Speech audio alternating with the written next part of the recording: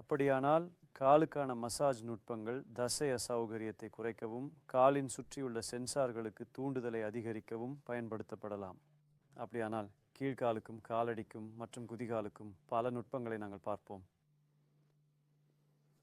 மேல் கை அல்லது கையுடன் போலவே காலின் நிலையை காலடிகள் முழங்கால் மற்றும் இடுப்பை விட உயரமாக இருக்கும்படி ஆதரிக்க வேண்டும். இது எந்த திரவம் அல்லது வீக்கம் உடலுக்கு கீழே செல்ல அனுமதிக்கிறது. அதனால் கால்களை தலையணைகளில் வைக்கிறோம். நீங்கள் கால்களை ஆதரித்து தசை மற்றும் கால் பின்புறத்தில் மசாஜ் செய்ய தொடங்க வேண்டும். இங்கு இந்த பகுதி.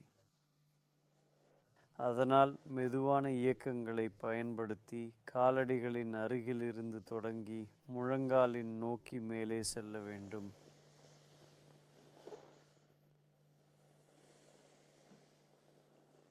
உங்கள் விரல்களின் பரந்த பகுதிகளை பயன்படுத்தி மசாஜ் செய்வது முக்கியம். விரல்களை இறுக்கமாக பிடிக்காமல் இருக்க வேண்டும். உங்களுக்கு வசதியாக இருக்கிறதா? நீங்கள் காலின் பக்கவாட்டில் செல்லவும் முடியும். அந்த இயக்கத்திற்காக உங்கள் கையின் தட்டையை மட்டும் பயன்படுத்தி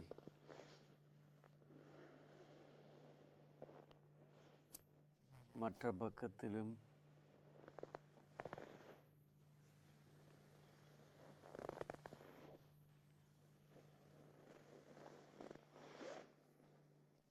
பிறகு நீங்கள் காலடியின் மேல் பக்கம் நோக்கி வரலாம். விரல்களின் அருகில் இருந்து தொடங்கி குதிகாலின் மீது வேலை செய்யலாம்.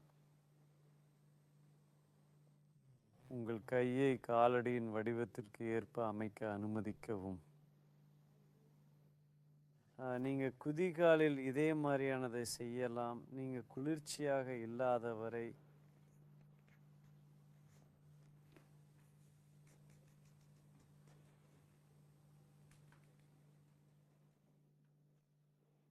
மற்றும் இது விரல்களில் மசாஜ் செய்ய உதவலாம்.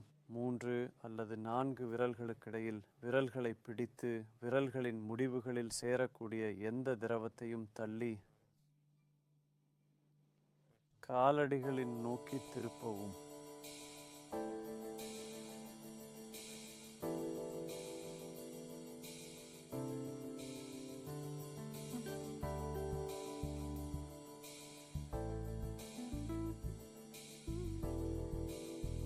அப்படியானா இதை முயற்சிக்க விரும்புகிறீங்களா பீட்டர்? சரி, முயற்சி செய்யுங்கள்.